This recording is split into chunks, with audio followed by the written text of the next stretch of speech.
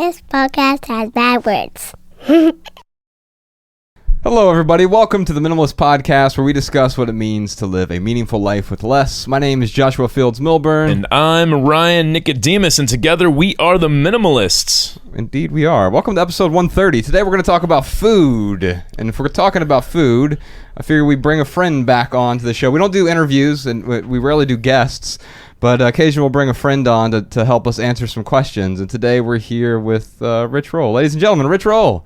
So good to be with you guys, man. Good Thanks to have for you having back, me. man. Yeah, it's dude. awesome. The last time I did this was at the live show at the Fillmore in San Francisco. That was by far, I think, my favorite show because you were there, obviously. Of course. And that stage, man, like I just cannot believe how many stinking artists and bands have like been on that stage. It was truly an honor to be on there, man. Like it's by far my favorite venue. Yeah, it was awesome. Well, let's so for those of you who want to listen to that previous conversation we did in San Francisco, and thanks for flying out for that. It was you came up like straight up from Miami, I think. Was that right? I think so, but I just the opportunity presented itself, and I was like, yeah, I'll do that. Like the Fillmore, of course. With So my much brothers. fun. It's so iconic, man. It was, yeah. And then a few months ago, well, actually, we can go back to the beginning, but a few months ago, we filmed our second documentary, at least the talk for that second documentary, and you were kind enough to come out. We rented this warehouse space in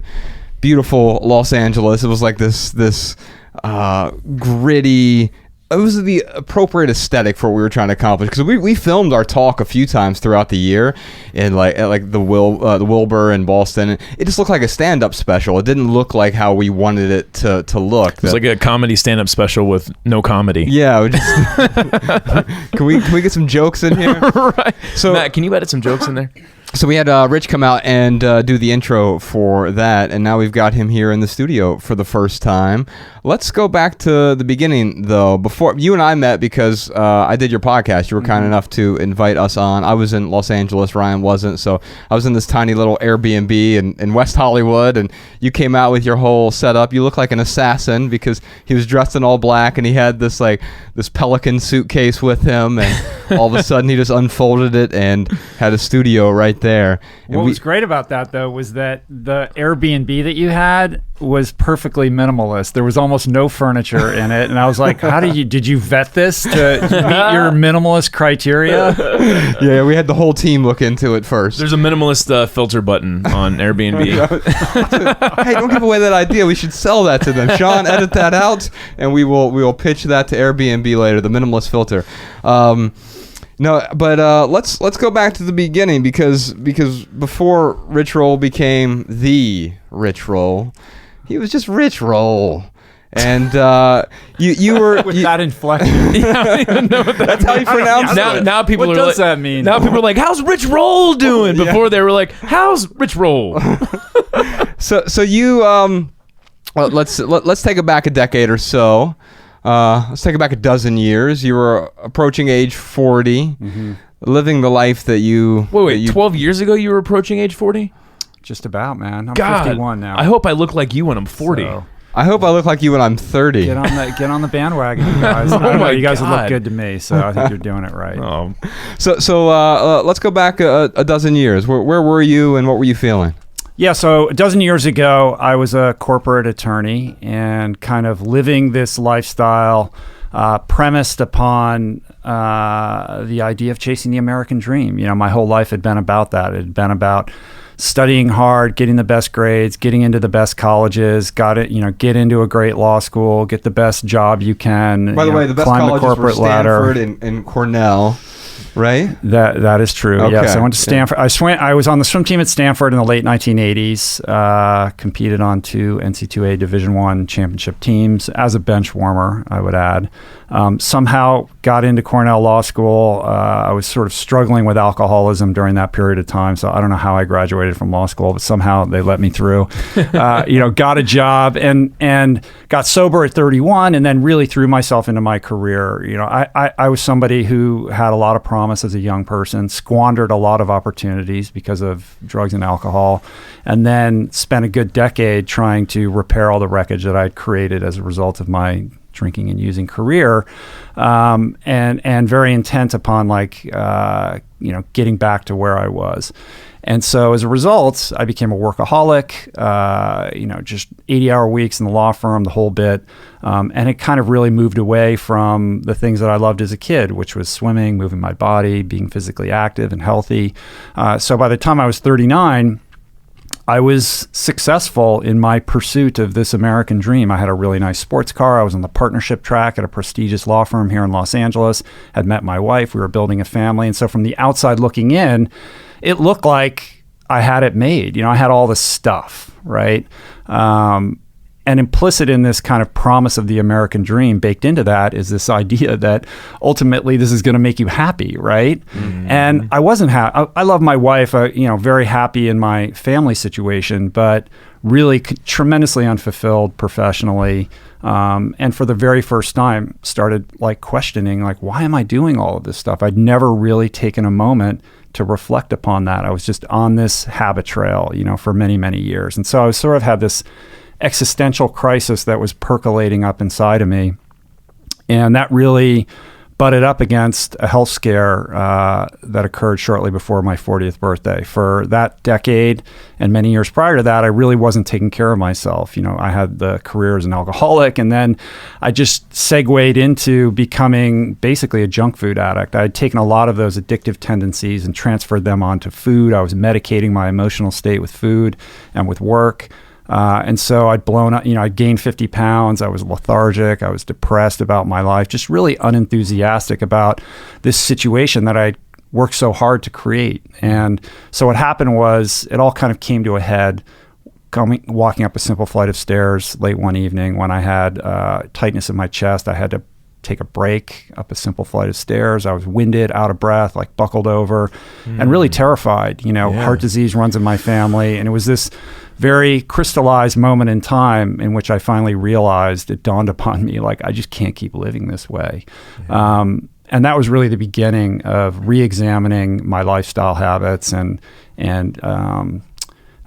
reforming my relationship with food and reprioritizing how I was spending my time, quite frankly. And it took many, many years to get to a point where I get to sit here and talk to you guys. But that was really the beginning of the whole thing.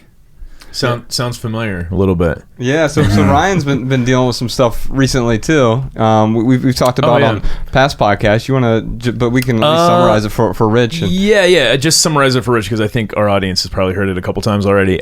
So recently I was, well, let me just backtrack a second. I was saying it sounds familiar because it's the living for the American dream.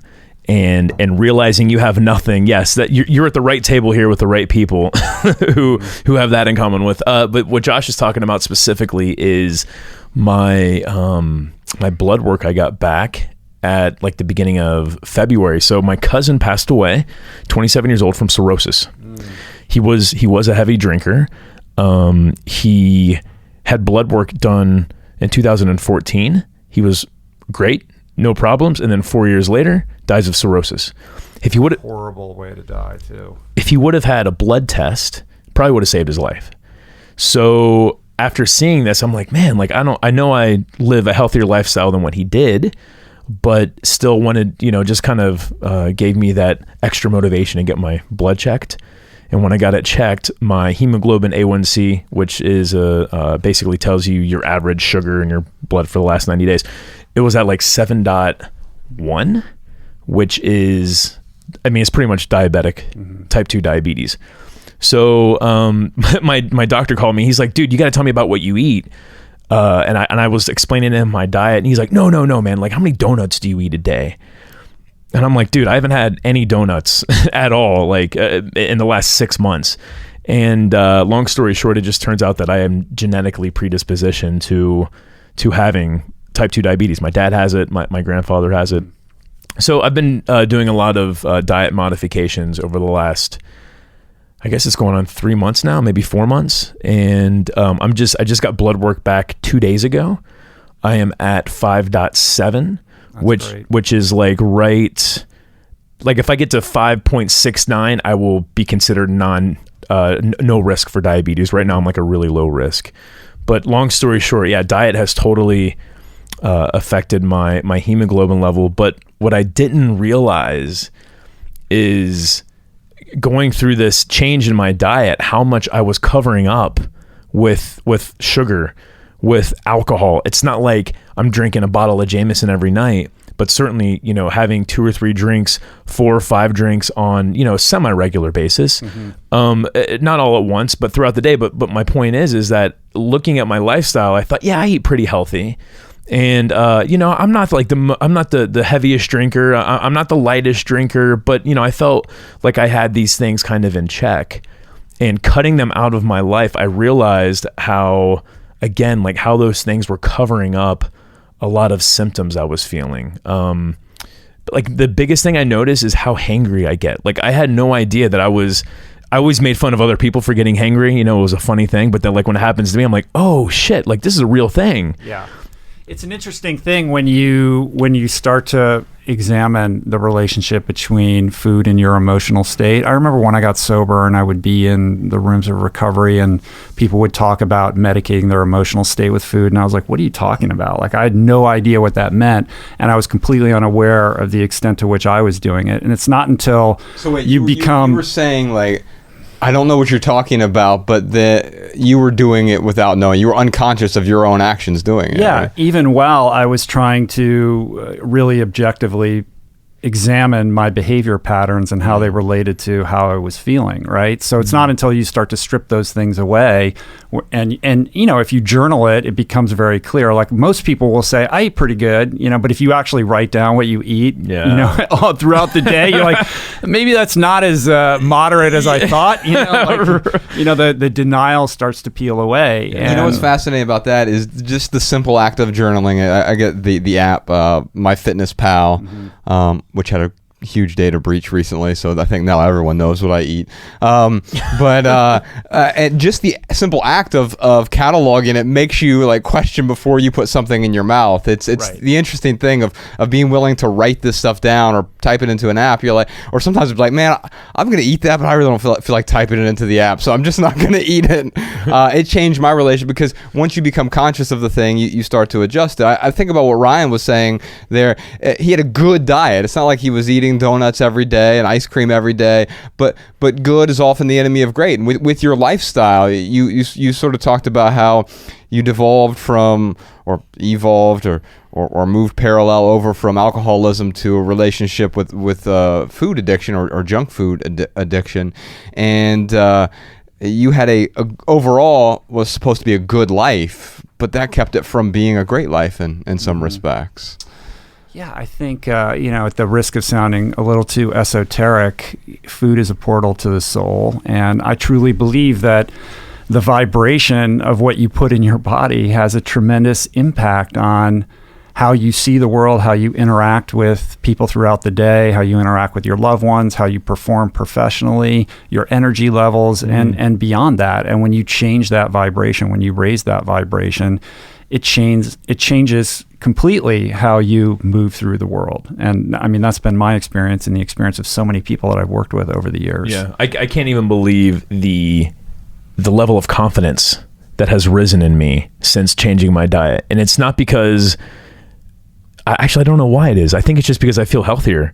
And it's like, it's not like I walk around like, oh man, I've lost 20 pounds, I'm badass. It's like, I really truly feel maybe my head's a little clear so I can understand things a little better, I guess. And maybe that is what gives me a little bit more confidence. Well, I think self-esteem begins with performing esteemable acts. And when you're performing esteemable acts on behalf of yourself, that's going to breed that confidence, right? And I think that, look, minimalism and mindfulness are close allies, right? And I think just the process of becoming more mindful about the foods that you're putting into your body breeds that like greater self-awareness, which also then buttresses that confidence. Yeah, I could totally see that. So, Rich, you went from what was ostensibly a good life, but to you was a mediocre, or actually fairly shitty life because you weren't fulfilled, you weren't happy, you didn't feel contented by the life you were in, and you swung the pendulum swung to the other side, where I mean I think so you just what was it, 7 years ago you put out your book Finding Ultra? Yeah, 2012. Okay, Yeah. okay, so 5-6 years ago, and then we just saw the reemergence of that book. You rewrote the whole thing, and put it out again. What and there's a reason I'm asking this question, but what motivated you to like go back and revisit that work, because it is your life's work in a way? Well, first of all, have you ever gone back and read something you wrote 8 years ago? Yeah. And so there's that. I neurose over commas. Yeah. And it's weird. So I published a novel from my mid-20s, and some of the writing in there is some of the most beautiful writing I've ever created. And it was from a time and place where I'm like, I don't know how I wrote that. Like somehow it manifested it through my brain into my fingers. I don't remember doing it even. But yes, I try to avoid going back and reading stuff that I wrote even 2 weeks ago, because I'll just like, why did I use a semicolon instead of a colon there? Yeah. So there was that. But also what I wanted to do is really bring the story up to date, because so much had transpired in the year since that book came out. I mean, first of all, that book came out, nobody really knew who I was, and it's been kind of a slow groundswell of people discovering it, and it continues to, it sells better every year than the year before, which I'm super proud of. That's but awesome. In the wake of that book coming out, I faced some crazy challenges and had to overcome some, really stiff obstacles to be able to get to do what I do today. And I thought that there was something instructive about that aspect of the story that went untold in the first version. So I wanted to tell that.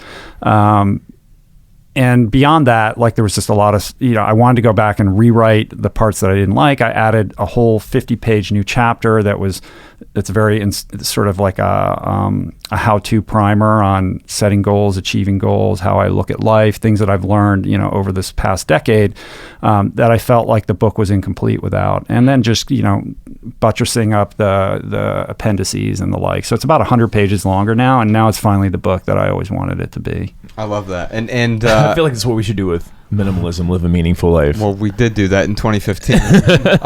So our book Minimalists, Live a Meaningful Life came out in 2011. In 2015, we rewrote it. We updated it, yeah, for sure. And sort of found the principles in it were really great, but it needed some tweaking. So we did something similar. We didn't add an additional 100 pages to it.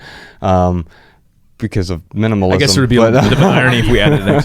I feel like we could add an minimalism is 1,000 pages long.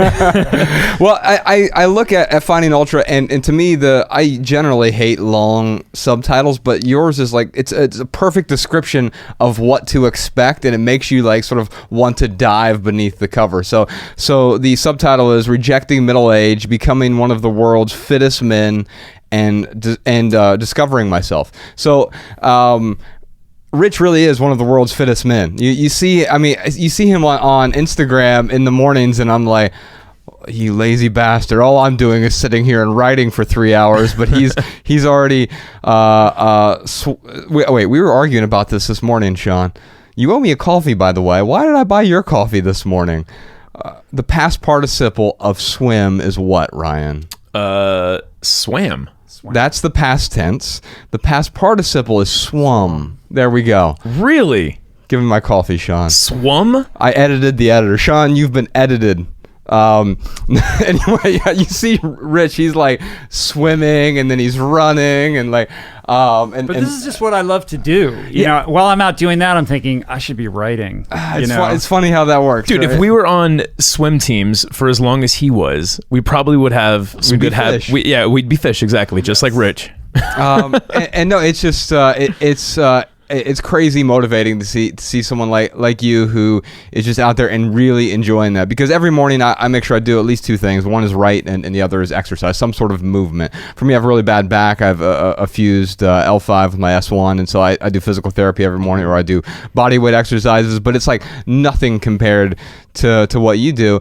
But you're also not, the thing I like about what you do is you're not prescribing a particular, like, well, I think everyone needs to go out this morning and swim 50 laps followed by a 7-mile run. And you are simply encouraging others to. I mean, you said you added a how-to portion here, but I suspect the how-to portion is based upon what your own recipe is, and then adjust for taste. Yeah, one of the things that I learned very early in sobriety is there's nothing more powerful than sharing your experience. So I never tell people what they should or they shouldn't do. It's not for me to judge somebody's life experience or to prescribe, a lifestyle for them or to tell them how they should or should not eat. I just share my experience. So if I go out and run and train, like, hey, this is what I'm doing. Hey, this is what I ate. This is what I'm doing. And I found that in doing that, it seems to be more powerful. It's sort of like you're a lighthouse and you will attract people to you that are, interested in what you're doing rather than saying shaming people or like saying you should do this and don't do that. Like, I mean, look, there's a place for that and there's people that are very good at delivering messages in that spirit. That's just not who I am. But most people who try to deliver that kind of message that way are really bad at it. I think of a person who's really good at it, our friend Julian Smith. You know Julian? He wrote a book called The Flinch. But the way I always describe him is he is a guy who will pick you up, shake the hell out of you, and set you down, and you'll thank him afterward. Like, thanks. I really needed to be shooken. Like, is it shooken? Shook? Sean, help me out here. The past participle versus the past tense here again. This is now turning into a grammar podcast. Yes. Well, we could refile it there. But most you're a vegan endurance athlete, right? I mean, if we were to describe one portion of who you are, right? But you're not out. The thing that I love about you is I never feel like I'm being proselytized to, where you're like, you have to do this or else, or you're a bad person or whatever. You're simply illuminating the benefits for you, and that's far more encouraging. And we've had, I can remember one event, we had this group of 5 vegans who just waited afterward for us. Like at the very end of the hug line that we did at one of our tour stops. And, we have a good chunk of our audience who are vegan, and most of them are like you. They're like really enjoy the benefits and they want to be able to share the fact that they're plant-based. You have other people who want to shame people into a particular lifestyle, whether that's veganism or minimalism or playing basketball, whatever your jungle gym is that you like to play in. And we had this group of people come afterwards, and I remember the first lady's watching. She said, "I'm really disappointed in you." I'm like, okay. You wouldn't be the first person. Yeah, why are you disappointed in me? I'm like, you waited in that entire line to say you're disappointed? Yeah, I'm just disappointed that you guys don't talk more about veganism. And I'm like, we're not vegans. Yeah, I'm like, that'd be really weird. We should also talk more about brain surgery. Right. And she proceeded to spend, her and the group of people she was with, proceeded to spend the next 15 minutes into trying to shame me into changing my lifestyle. And if nothing else, if I didn't already have my own informed opinions, that would really turn me off from a plant-based lifestyle, as opposed to like seeing someone like you where it's like, oh, that you're aspirational. Shaming people is the opposite of aspiration. Shaming is shameful. Yeah, it doesn't really work. I mean, there's a lot of well-intentioned people out there that are trying to put out a great message, but the psychology of it often is backwards. And that kind of messaging is going to motivate somebody to go out to the steakhouse after being scolded. Right. So it doesn't really work, and I'm not about that at all. Yeah, and I think it's beautiful. Instead, you simply shine a light on what has worked really well for you, in hopes that maybe some of the ingredients of your personal recipe will work well for other people. And I think by and large, what you're talking about isn't preaching go without X, Y, and Z. It's go with plant-based diet, and that's what works really well for you. It's not like I'm constantly forsaking all of these other things. It's like, here's what I get to bring into my life. Yeah, and I love the lifestyle, and it restored my vitality, and I could speak forever about the benefits of it.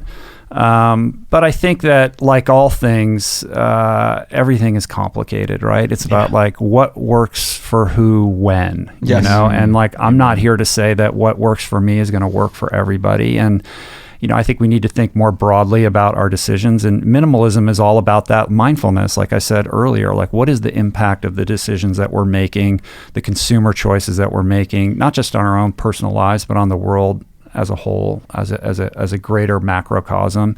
I mean, you can be eating a vegan diet, but if you're buying your clothes at H&M, like all the sort of toxic runoff from whatever factory in Bangladesh is flowing into some river and killing bazillions of fish, like, is that really consistent with the vegan messaging? So, we have to step back and gain greater perspective on the macro, I think. Yeah, and what does it mean to be intentional? I actually recently brought meat back into my life 2 years ago when I had some significant health scares, and it was the most terrible, like, because I had several doctors recommend it after doing a bunch of blood tests, and for me it was meat as medicine, and I still eat a probably 90% plant-based diet, and I remember the first time I had to go back, it was literally like swallowing giant meat pills basically, and I can tell you my health has improved significantly, but that's one component of it. For me, it was really about being more intentional with what I bring into my body, nourishing the body, because a meat-based lifestyle, a plant-based lifestyle, or a vegan lifestyle isn't necessarily healthy either. There are plenty of, you can eat a box of Oreos every day and say, well, I'm vegan, why aren't I healthy?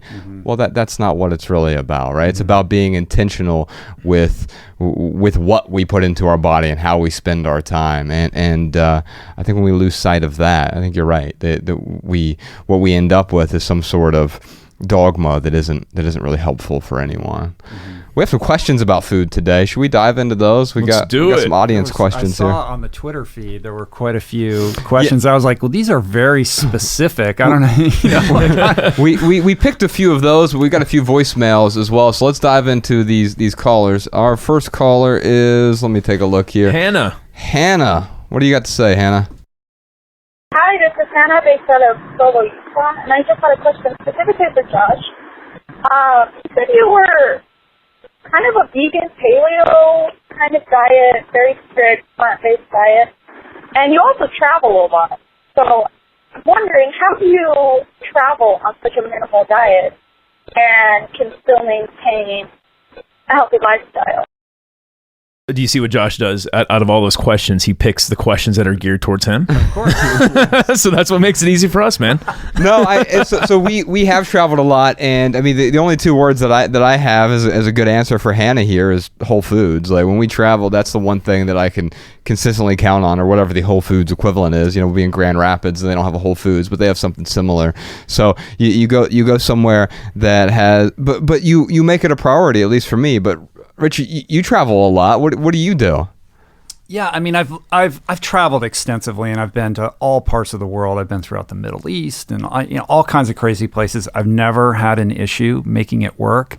There's a couple strategies that I employ that make it a little bit easier. I mean, first of all, when at all possible, I try to book hotel rooms with little kitchenettes so I can have some control over the food that I eat. And that's not always possible, but when I can do that, I try to do that. The second thing is, just like you said, find the Whole Foods wherever you're going. Like I'll figure that out before I go.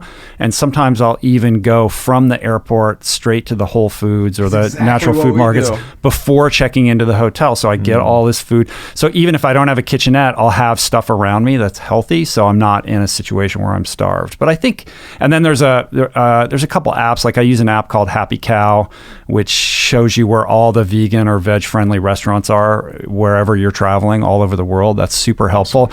Even if you're paleo, I mean, it's basically the healthy restaurants, right? So it's a great like little app you can get on your phone. That's been, crucial for me. A lot of people ask me like, well, what do you do when you fly and you're in these airplanes and you're stuck in this tube, like, what are you eating? And like, people tend to like panic about this kind of stuff. It's like, look, I mean, if I'm flying to New York, that's 5.5, 6 hours. Like, okay, so I'll bring some snacks. Like if I just bring a couple bananas and like some almonds and maybe some dates, like I'm cool. Like you're not going to starve. Right. Most flights are like 3 hours, 2 hours. You're going to be okay. The body you can don't go have to a long time without food. Yeah. So don't get so freaked out about this kind of stuff. And I've just learned to relax about it. And sometimes I don't do any of that prep. I just show up somewhere, and I've done it so many times that I just there'll be something. I'll figure it out. You eventually figure it out. It's funny, man. I was thinking about so Josh and I were vegan.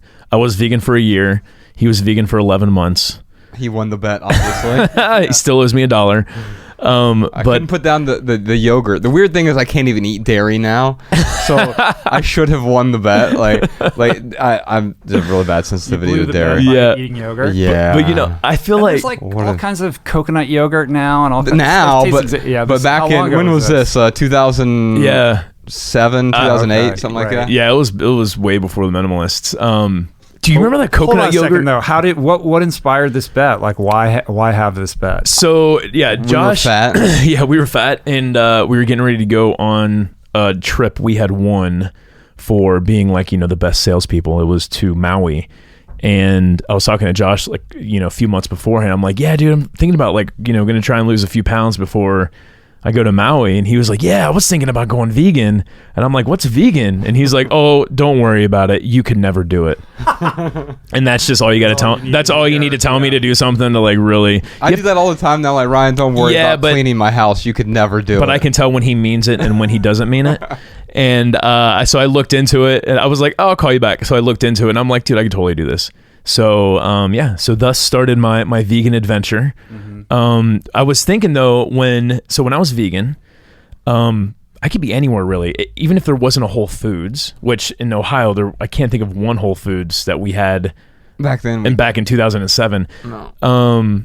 I could get by on Subway, dude. Just going and getting lettuce and tomato and onion and the olive oil and vinegar. Those aren't meals I would have every single meal, but in a pinch. Mm-hmm. I mean, I feel like what you're saying is I can make I could go to a 7-Eleven and make it work. Now, with my dietary restrictions, it's not as restrictive as being vegan, but it's still pretty strict. And, if we're on the road, seriously, I can go to a 7-Eleven and find some almonds. I can find, some decent fruit. I can find beef jerky. I know you don't eat beef jerky, but I can find some things that totally will get me by. If I do have, or if I'm in an airport, I could find something that'll get me by for those long flights or something. It's not as impossible as people make it out to be. No, people tend to overcomplicate it and overthink it. We're just talking about real food. I mean, there's grocery stores wherever you're going to go to the produce section and pick up some nuts and some fruit and things like that. Most U.S. cities have Chipotle. So in a pinch, a bowl with rice and beans and guacamole and hot sauce, I'm good. Yeah. Dude, Chipotle was my best friend back then, and it still kind of is today. Yeah, totally. But yeah, I totally agree. Yeah, that's what we used to do, man. The vegan Chipotle bowl. Yeah, and so I was on the phone yesterday with some folks who are trying to open up a supermarket in our hometown, Dayton, Ohio. So Dayton, Ohio is the second hungriest city in the country for families with kids. So meaning access to health food. The entire desert. Yeah, it's I think it's the top 5 food deserts in the country. West Side doesn't have a single grocery store. We were just back there earlier this month. We were filming for our next documentary and doing some backstory, and I drove past the last Kroger that was there out on Gettysburg. And, is it still the there? West Side. No, it closed in 2009. So there isn't so they're trying to open a food co-op there, and part of it is about education as well, because you can there's food in West Dayton, but there isn't nutrition in West Dayton. You can go to a liquor store and buy a bag of chips and a Twinkie and a candy bar and get some empty calories, but you're not fueling your body. You're certainly not going to feel optimized. And you do that enough. The community there, it's 16% type 2 diabetes. Yeah, what is it? American average is 8% or something. So it's twice the rate of diabetes. Wow. Part of it's because access to food is not there, but what we're trying to do is we're going to try and help them build this grocery store out there in West Dayton. For those of you listening to this, more details to come on that. That's a little teaser for you. Yeah, that's great. I mean, here is a huge problem in this kind of quote unquote wellness movement. Forget about plant-based vegan, just being well and being healthy has become the idea has become that this is the purview of the well-heeled, the well-off. And that's a huge problem that we need to conquer, because we're in this super bizarre situation in which we're overweight and undernourished at the same time because of places like Dayton, these food deserts where there isn't access to healthy food, and people that are on food stamps, that are on the SNAP program, are going to the corner bodega and buying chips and, crap that's making them sick and contributing to this diabetes epidemic. And it's a huge problem. What's cool is that, what you're doing is awesome, but also seeing this explosion of urban gardening and kind of these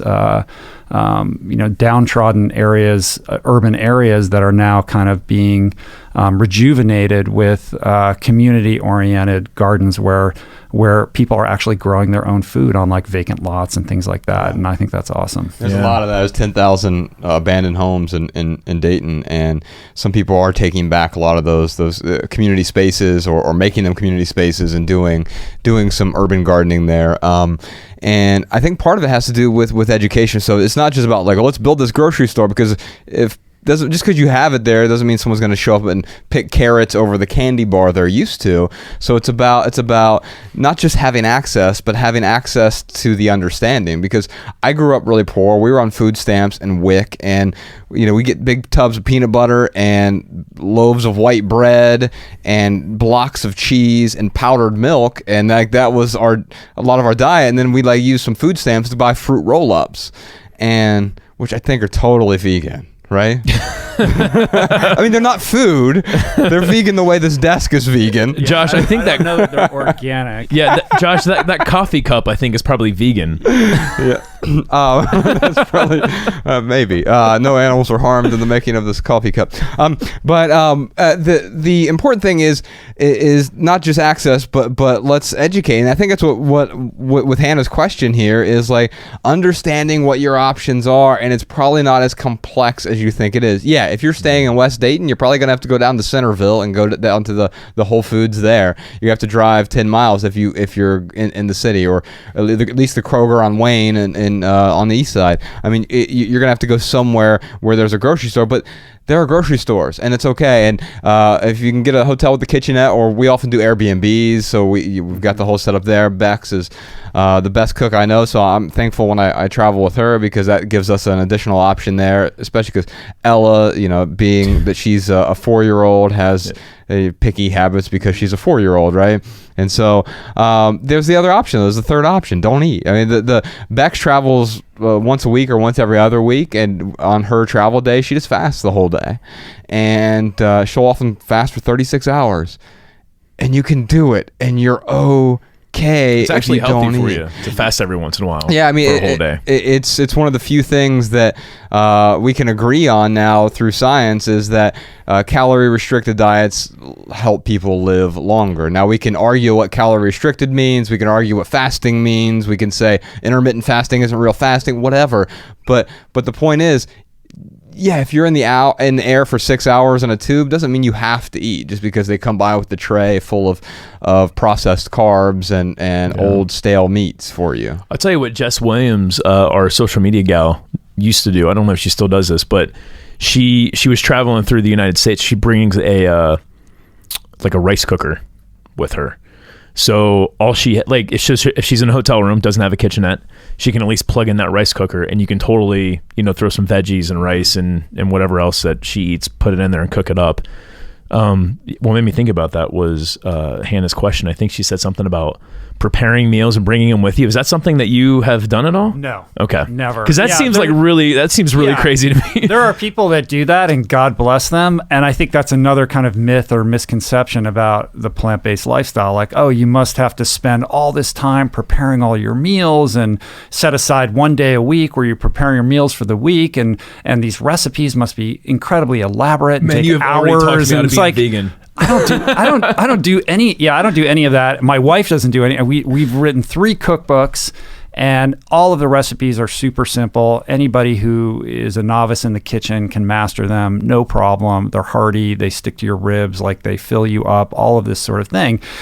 Yes, you can go down the rabbit hole and be that person who's, preparing like Tracy Flick an election, who's like super organized and all that. I'm busy. I'm doing a million things. I'm traveling I don't have time for that, and if I can make it work, I'm telling you, like people think, oh, I'm this crazy outlier. Like I'm lazy when it comes to this kind of stuff. Like I really am.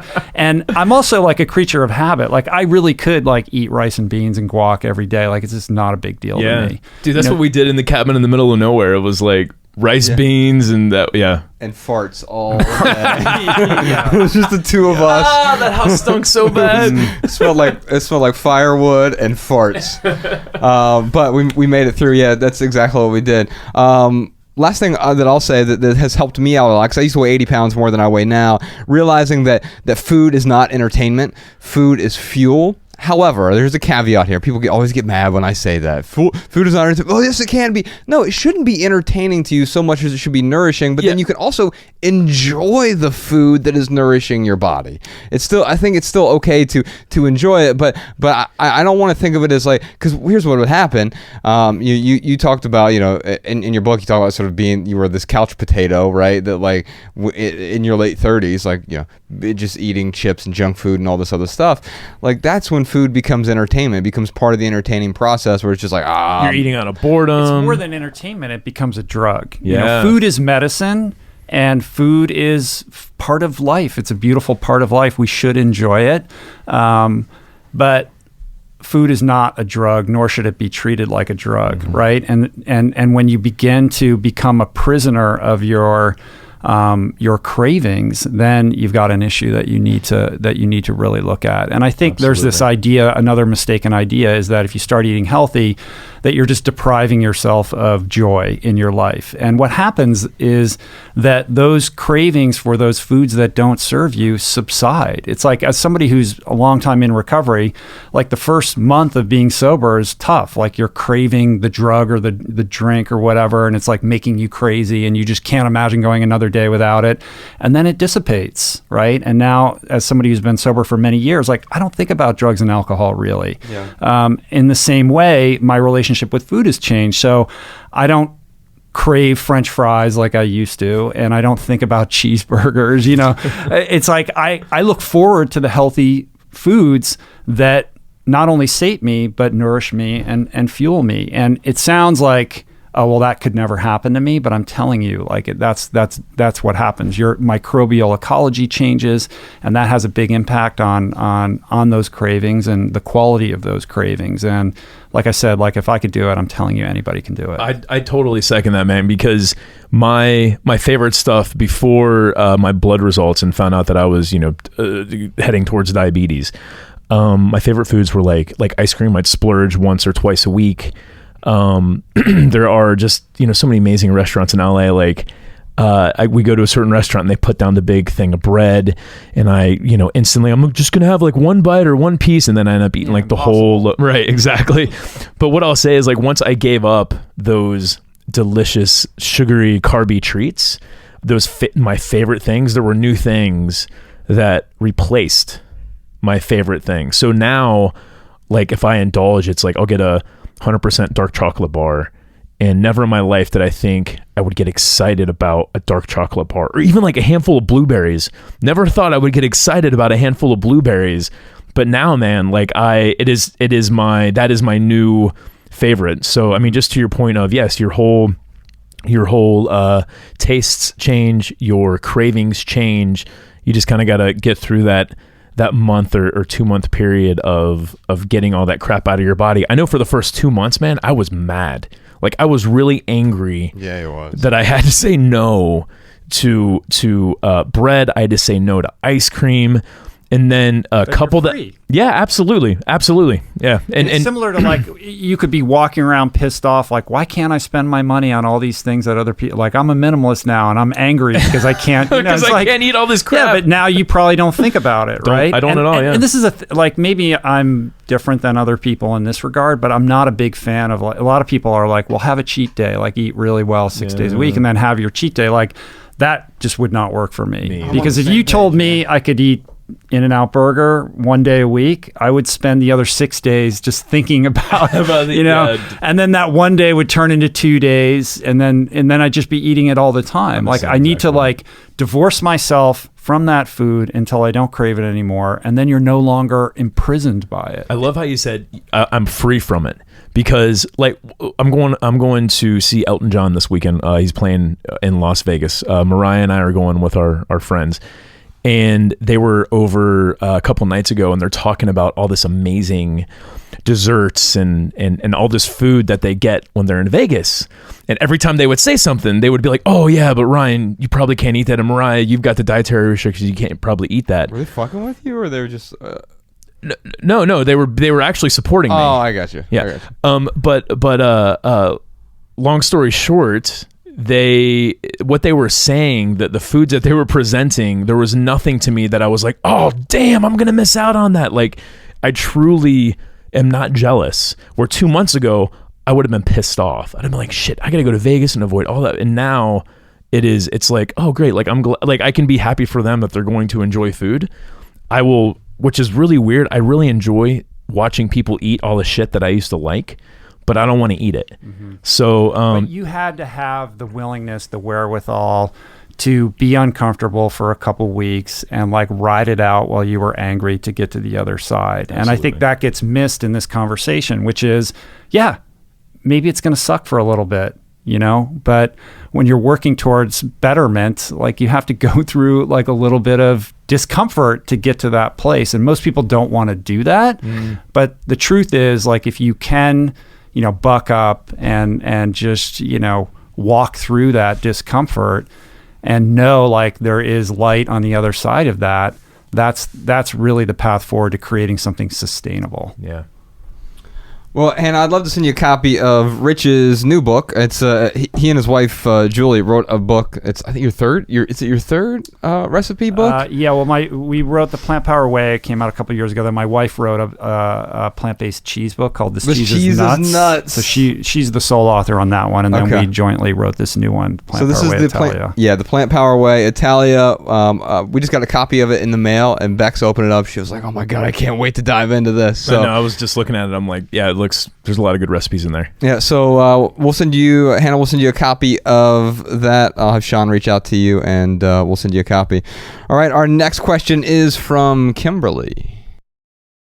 I want to ask your guys' opinion on buying organic vegetable and fruits and also grass-fed meat, and how people on a budget can afford those food because they are usually more expensive than regular food.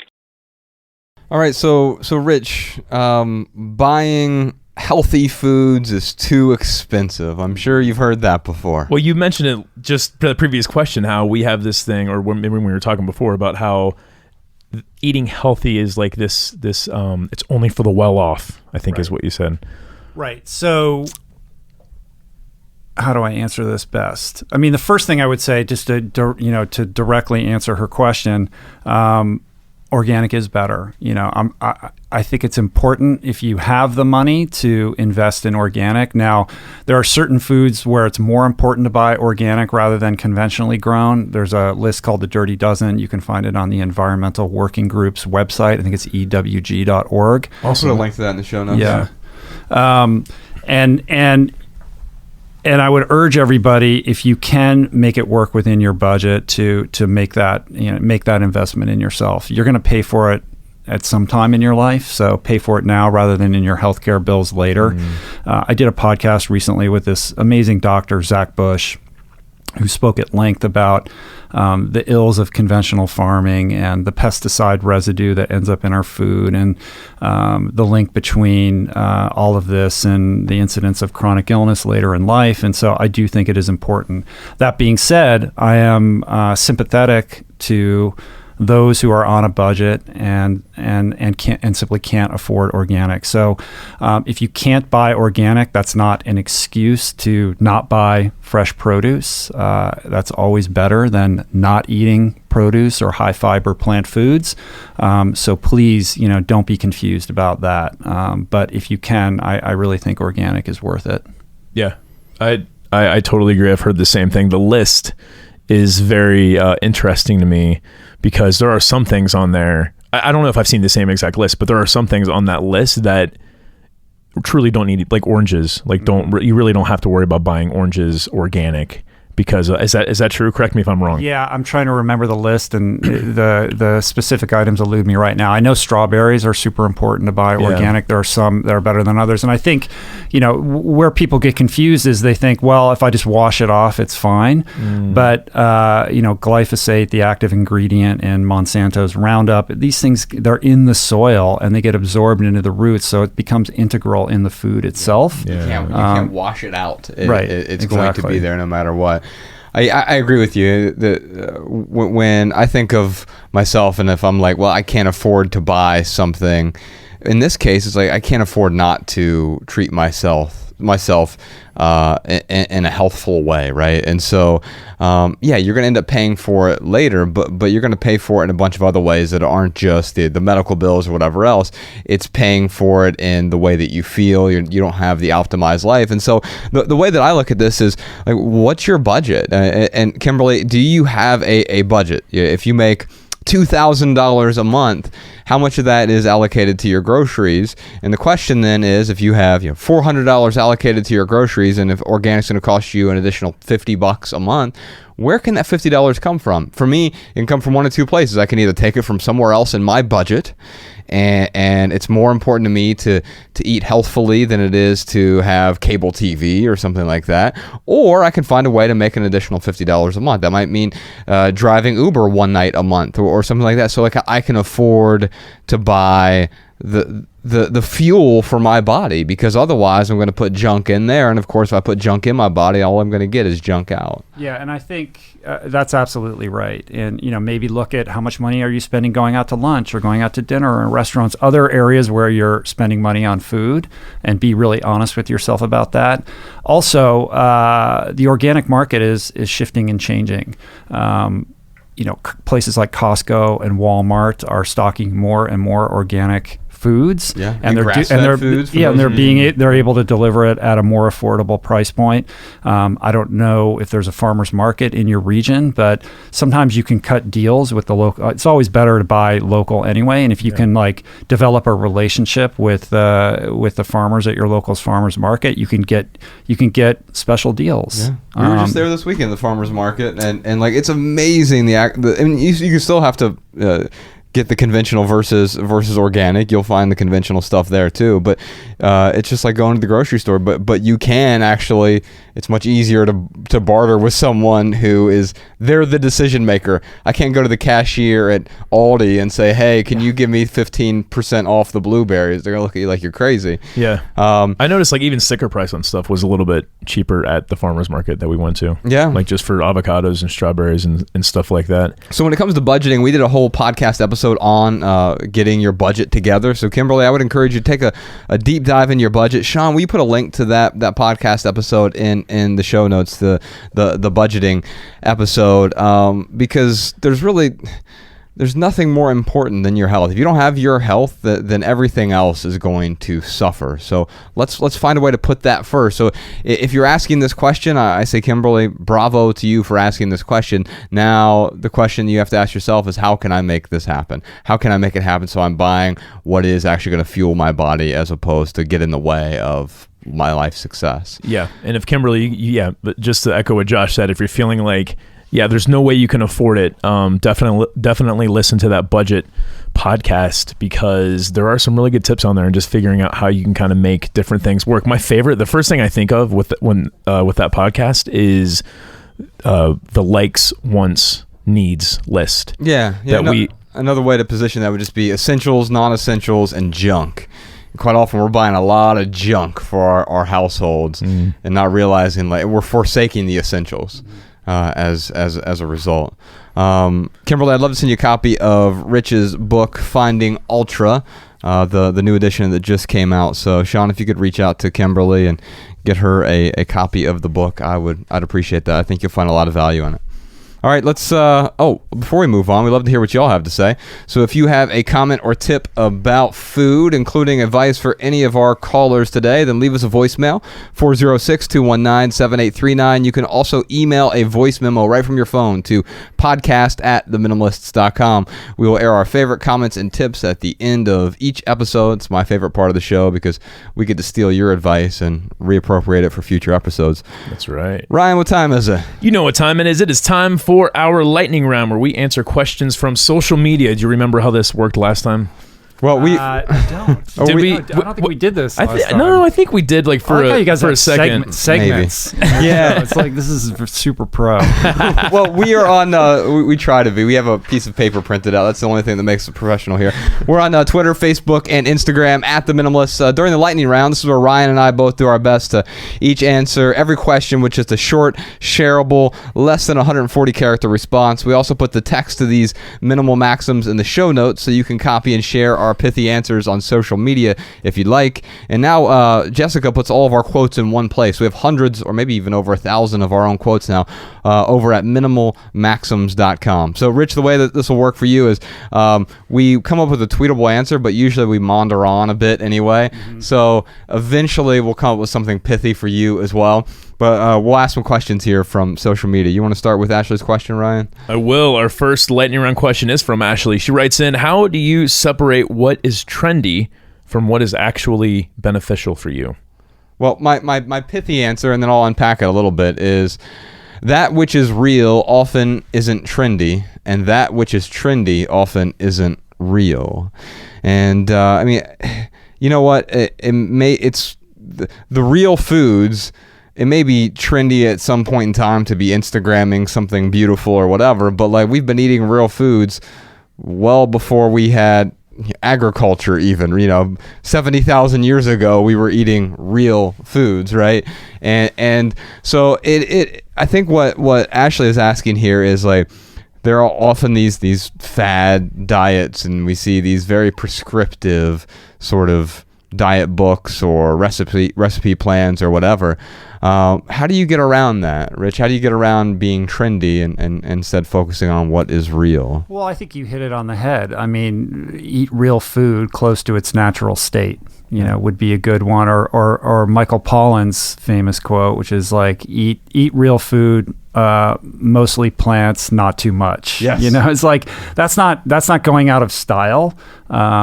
That's not a trend. And yeah, there's trends come and go, and we see, these sort of very emotionally heated arguments online about which diet is best, et cetera. But ultimately, anybody who's well-intentioned about their diet is going to agree on 90% of these items. And that 90% can be boiled down to a pithy tweet, which is just eat real food. Yeah. It's funny. My partner, Rebecca, she often talks about like that 90% that we can all agree on. And then you play around on what the edge is, what's appropriate for you, right? And so some people will say, well, this particular diet is appropriate for me, a paleo diet or a keto diet or the Atkins diet or a vegan diet, a vegetarian diet. You play around with the edges, but the healthy diet is going to be 80-90% the same on all of those. If you put all those on a Venn diagram, you're probably, and if you're doing them in a healthful way, you're going to notice that like they're almost all the same in the center, and you're just playing with what the details are on the edges. And also pay attention to yourself and what works for you. Forget about trends, like be your own arbiter of what is successful for you. Like journal it. How do you feel today? What did you eat today? And tweak accordingly until you find the recipe that is best suited for your lifestyle and your disposition. Yeah, absolutely. That's a good lead into my my tweetable, shareable answer. Trendy and beneficial aren't always opposites. The question to ask is how is trendy, or what is trendy, how is it going to serve your life? So to your point, something can be trendy and it actually might be beneficial to you, but that's something that the person is going to have to decide for themselves.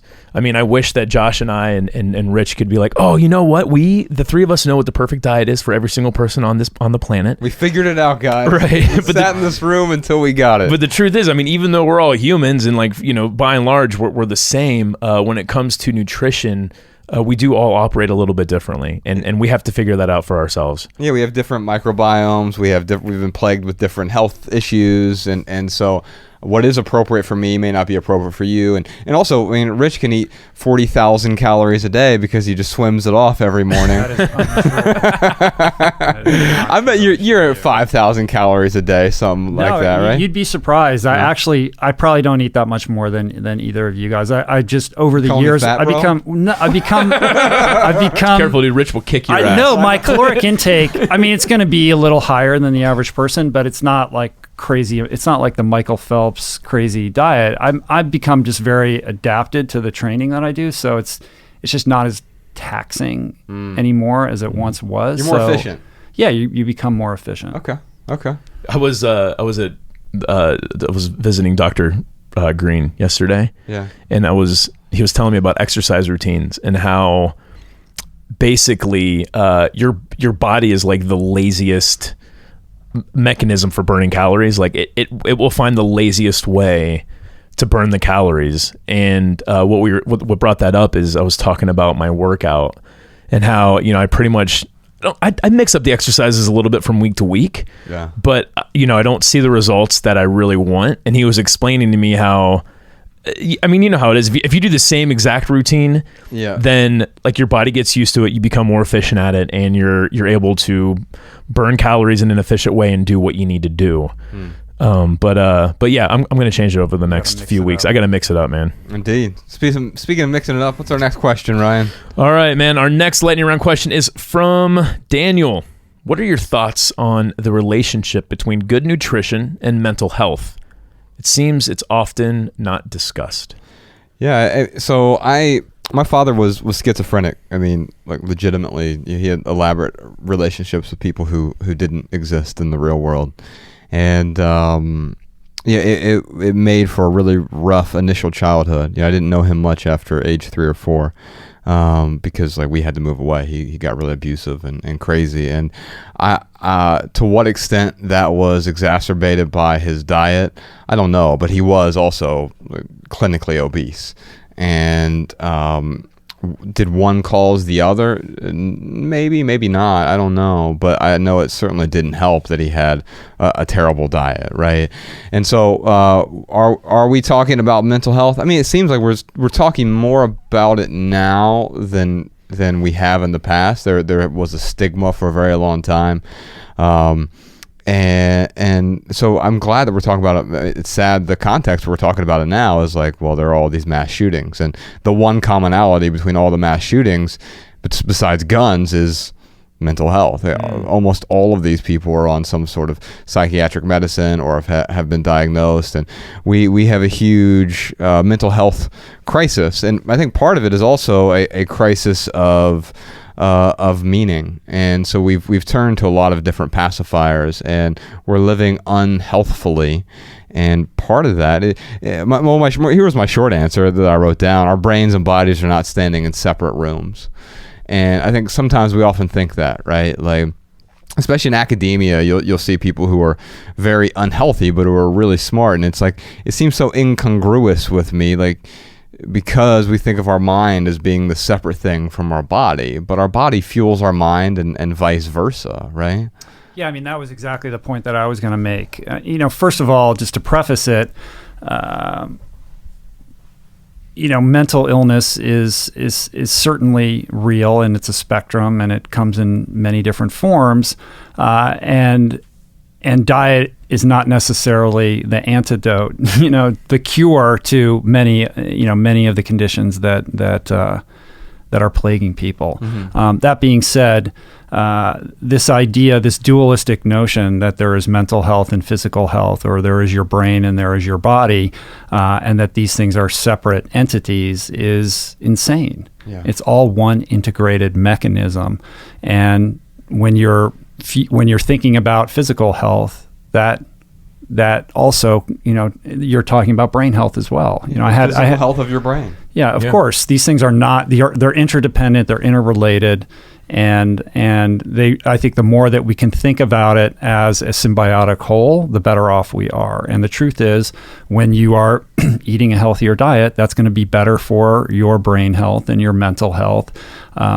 Your energy levels, that affects your mental disposition, the extent to which you're depressed or not depressed, et cetera. Things like this can all be modulated to some extent based upon your lifestyle choices and your diet. I just had these doctors on my podcast a while back, this husband and wife team, the Scherzays, and they've been treating Alzheimer's patients with diet and lifestyle and getting incredible results. And this is a disease that, look, it's an epidemic, and Western medicine has been really striking out and trying to find a way to prevent and reverse this. And it was amazing to hear the impact that these doctors and other people out in the world are having by really going back to this idea of lifestyle and diet. And I think it just speaks to the power of the choices that we're making with respect to the foods that we're eating and how we're moving our bodies, et cetera, can have on our mental state. Yeah, the moving your body part is really important too, because I lived a very sedentary lifestyle to the point where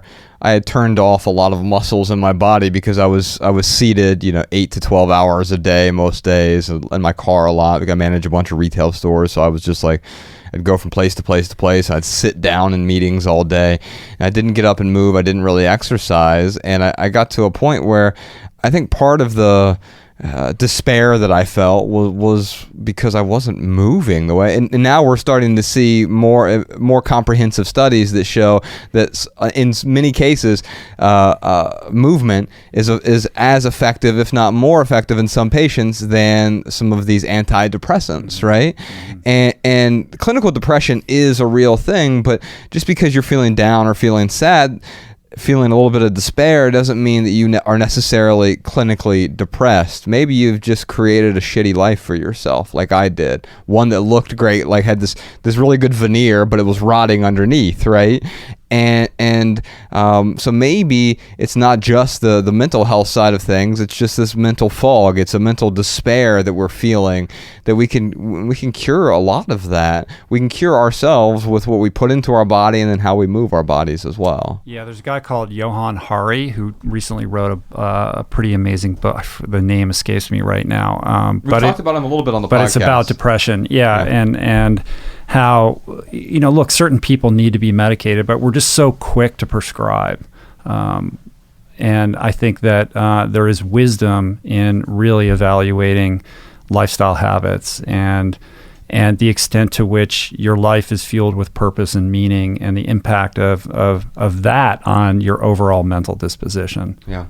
But a pill is so much easier. It's easier than exercising. Right. It's easier than eating right. Then it's easier than budgeting for healthy food. You don't have to look at your life. You don't have to look in the mirror honestly either. Yeah. I totally agree with what you guys are saying. My short answer is this: food addiction can be as hard to overcome as drug addiction. Like, when I think about when I was coming off of my drugs, I was like, opiates were like, pain pills were like my thing. And coming off of that, brutal withdrawal. Brutal, man. I mean, like a month of not being able to sleep, not sleep well. Like, the first week it was like hardly any sleep, and then the last 3 weeks it was maybe 3 or 4 hours a night if I could get that in. But long story short, getting off of sugar, getting off of those really nice fast burning carbs that I'm not allowed to eat anymore.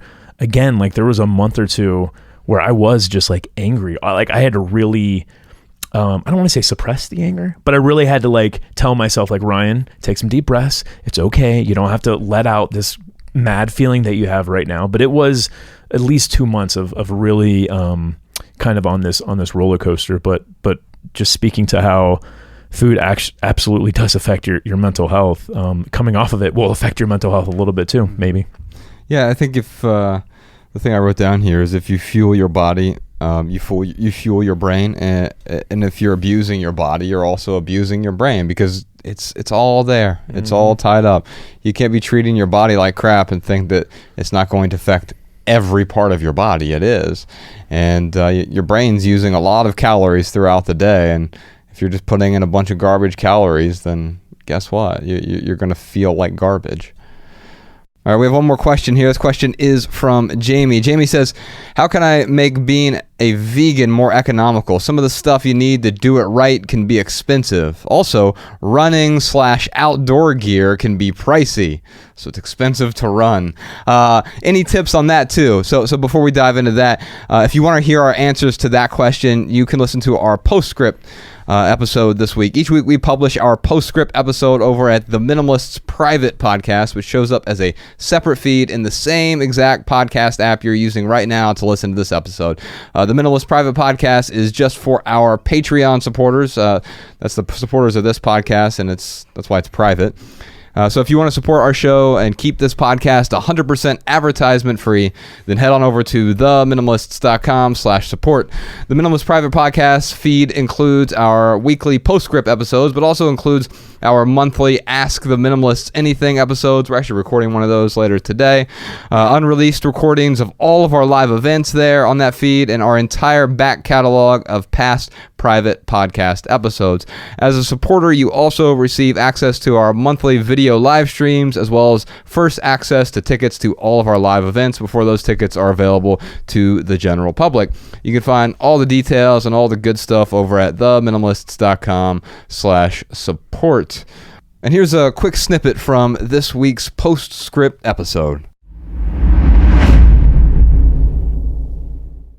I have so much to say about this. It's like my favorite question. Let's do it.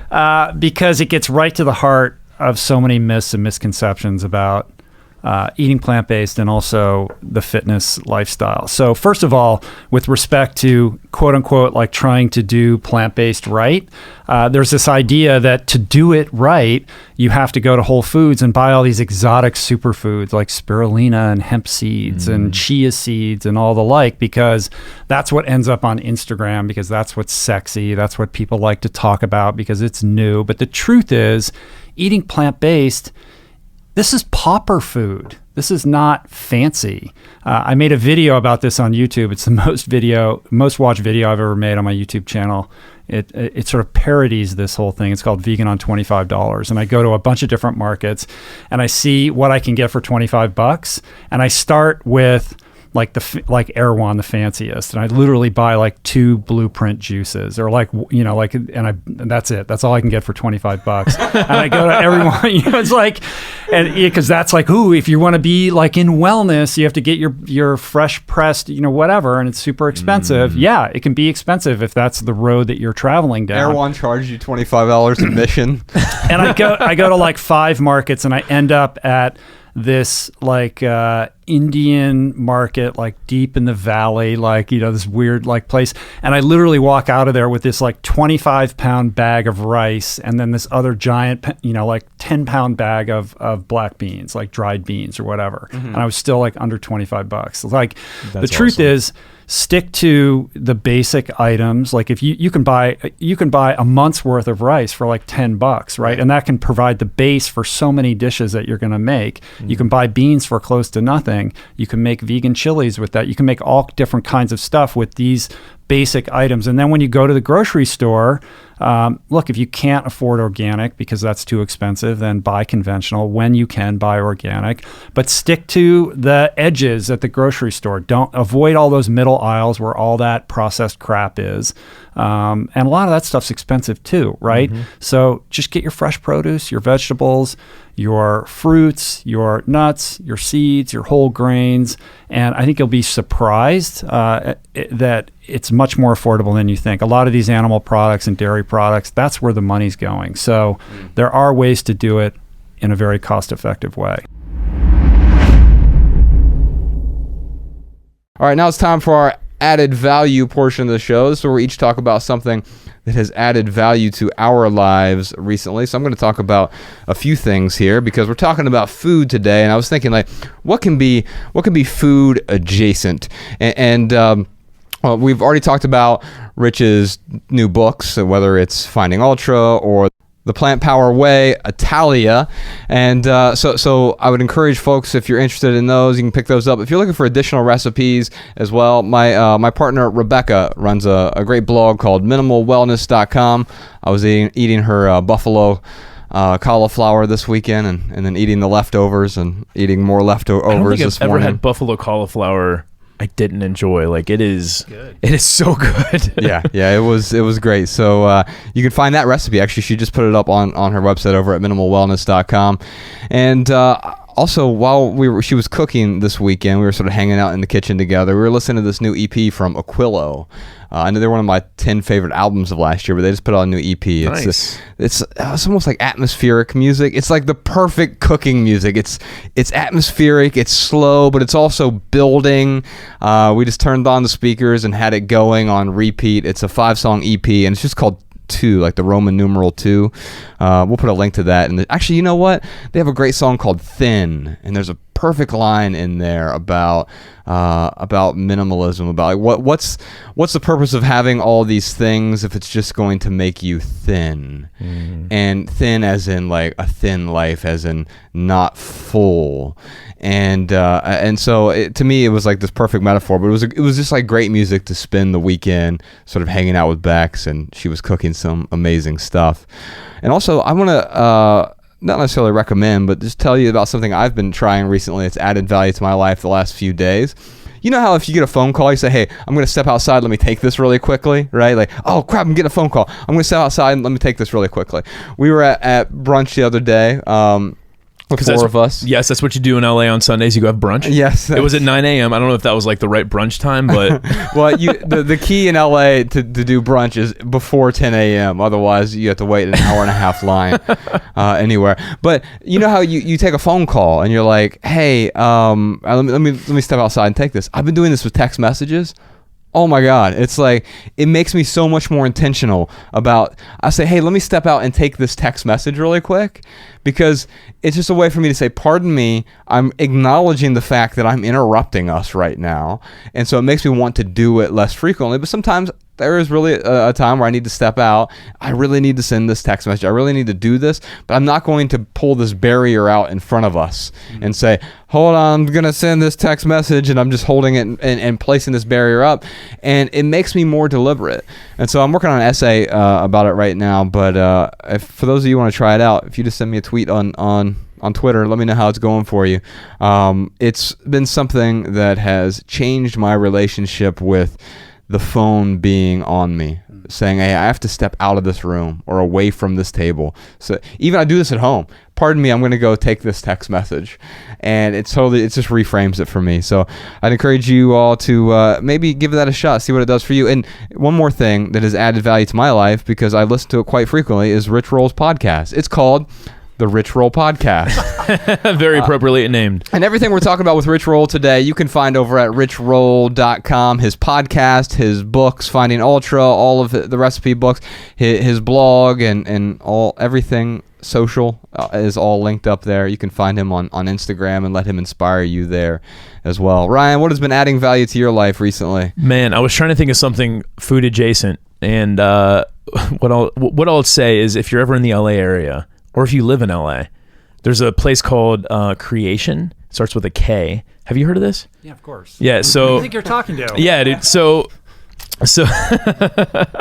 well, there are so many places in LA, man. At first, I didn't even realize it was a chain, but they, I think it's just LA based. Is that correct? I don't know. Okay, there's one on Abercrombie in Venice too. Okay. So maybe they've expanded a little bit, but the reason why they haven't expanded to much further than LA County is because they are so particular with the ingredients that they source. So they are going out of their way to get local ingredients from local farmers, and they're very intentional with that. To open one up in Chicago, they would lose a lot of that quality. So I really appreciate the chain. It's one of Mariah and I's favorite places to eat. And then I'm gonna recommend an album, dude. It's funny, I'm coming across all these albums that came out last year that I'm just now finding out about, because like I'll put on a Quillo radio on iTunes or something. I've been doing the same thing. Like you find albums that are like 2017 albums. You're like, why is this new to me? Right. I'm like, now? why is this so new? But if it's new to me, it might be new to someone else. But there's you wouldn't like them, Josh, but that's all right. Guys, have you heard of the Beatles? Yeah, the Beatles. There's this 1965 album I really like. No, it's a band called Deer Tick, and they had an album come out last year called Deer Tick Volume 1. It's like a mix between like singer-songwriter type style, but also like Dr. Dog, if you know who that is. Oh yeah. Yeah, so it's like it's a good mix between like that genre. I think Dr. Dog, like they would be considered like independent singer-songwriter folks, but they have like their own style. It's kind of like singer-songwriter genre mixed with that Dr. Dog style. Anyway, it's really good. Check it out. All right, well, let's move on to Right Here, Right Now, so we talk about what's going on in the lives of the Minimalists. Well, this is coming out on the 1st of May. It's a brand new month, which means a brand new 30-day minimalism game. For those of you who are uninformed about the minimalism game, it's like one of the most popular things. I had this lady walk up to me. I was at a Noah Gunderson concert down in Orange County, and she goes, "Hey, you're one of the minimalist guys, right?" I'm like, "Uh-huh." She goes, "Have you heard of the 30-day minimalism game?" And I'm like, "Yeah, I made it up." And she's like, "I know. I don't know why I said that." That's great. But yeah, it's one of the things that, like, decluttering is. I think it's kind of boring when we talk about decluttering. I'm like, you don't think of like, I want to spend my weekend just cleaning out the closet, right? Like so we found a way to make it a little bit more fun. So it's by injecting some friendly competition into it. So the way the 30-day minimalism game works is you find a friend, a family member, a coworker, arch nemesis. What's the plural of arch nemesis? Oh my God. Nemesises. Yeah, your enemies. Anyway, you find some people you want to partner up with at the beginning of the month, and you each agree to get rid of some stuff. It starts off really easy to get that momentum you need. The average American household has 300,000 items in it. Most people don't know where the hell to start in their own house, and so you can just start somewhere. The first day of the month, you each say, "I'm going to get rid of 1 item each." Second day of the month, 2 items. Third day of the month, 3 items. Fourth day, 4 items, so forth and so on. So it starts off really easy, gets you that momentum you need, but by the middle of the month, you're like, oh my God, how am I going to keep going? It's day 15, I have to get rid of 15 items, and tomorrow I have to get rid of 16 items. Now, whoever goes the longest wins, so you can bet whatever you want. You can bet $1 like Ryan and I would, or tens of thousands of dollars if you want. Or just a meal, or just bragging rights. Whoever goes the longest wins. If you both make it to the end of the month, you've both won, because you've gotten rid of about 500 items, and it's a really good start. And we've had communities of people who keep going on day 32, day 35, or they'll just start over beginning of the next month, day 1, all over again. You can find all details of that at theminimalists.com/game. We'll also put a link to that in the show notes. We also have a video version of this podcast coming soon. We're in our new studio space here. Rich is one of our first guests, and It's beautiful. Yeah, thank you. It's supported by our Patreon supporters, so thank you so much to the folks who support us on Patreon. You allow us to have this beautiful space, and as soon as we have enough supporters, we're going to have a video version of the podcast set up as well. We're going to hire a full-time filmmaker to help us out with that. You can subscribe to that over at youtube.com/theminimalists. We're going to have TK Coleman on the podcast next week. We're going to talk about education and the difference between education and schooling. And we're also going to talk about careers. So look forward to having that discussion with TK Coleman next week. I'm also doing now that we're finally settled here in Los Angeles, and I got to say, I love living in Los Angeles. It's great. Yes. LA gets a bad rap, but I don't know LA's awesome. It's the great people. Like, I get to spend time, like, before, like, living in Missoula, like, it's beautiful, but like I didn't have my tribe there. And so, like, I had Ryan and Sean. I had to move my tribe there, basically. Like, hey, people from Ohio, you want to come with me? But here, like, I'm able to, like, spend time with people I care about. The weather is amazing. I've found my pockets of people. LA gets a bad rap, I think, sometimes because of the people. And what I realize is, like, well, wait a minute. There are like 20 million people here in Southern California. If you can't find your tribe, that's not the fault of the people here. It's the fault of me for not being able to find my own tribe. And yeah, it took a little while for me to get ingrained in the right pockets, but it is so good living here now. I really enjoy it. But I'm going to do a house tour of Bex and my and Ella's house on May 11th at 9 a.m. Pacific time over on our Instagram live feed. So we're at The Minimalists on Instagram, and it's only going to be up for 24 hours because that's how Instagram live works. So if you want to check that out, you don't even have to follow us on Instagram, I don't think. You can just go over there and find it. Or if you do want to follow us and then quickly unfollow us, that's totally fine with me too. But yeah, it's May 11th, 9 a.m. Pacific time. We'll do a live tour. I'll answer some of your questions as well. I already alluded to this, but Ryan and I, as well as Matt Diavella and our crew here at Podcast Sean as well, are working on the new documentary. It's called The Minimalists, Less Is Now, and we're actually headed out to Joshua Tree next weekend to film some stuff with that, some interviews and some B-roll. We were just in Dayton, Ohio.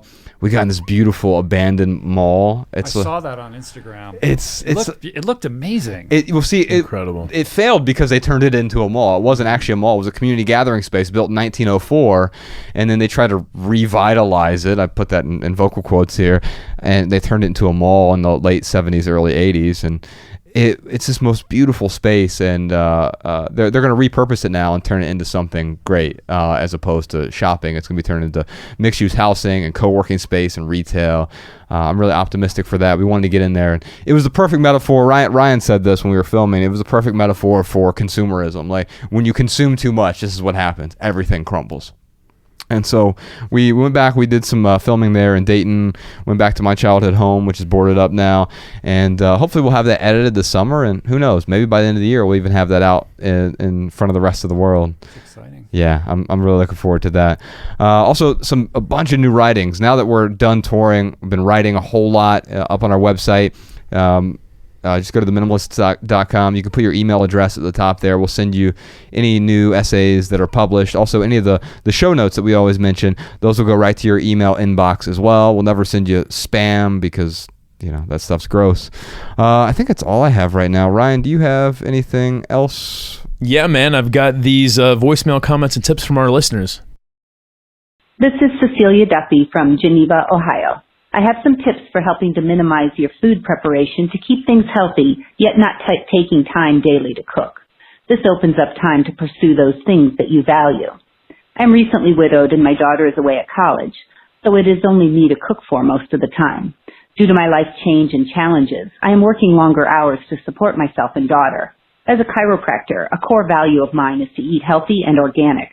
But I don't want to take the time to cook on a daily basis like I did when I worked part-time and was feeding my family of 3. On Sunday mornings, I put on the newest podcast of The Minimalists and head to the kitchen to cook for the week.